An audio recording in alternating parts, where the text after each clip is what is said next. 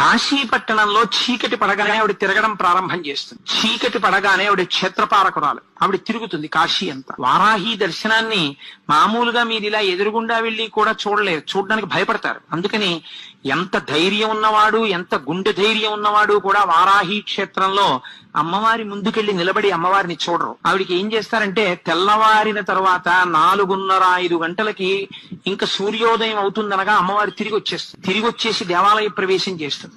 అర్చకులు కూడా ఒక్క 10 నిమిషాలు 20 నిమిషాలు లోపలుండి గబగబా అమ్మవారికి పూజ చేసేసి తలుపులు వేసేస్తారు.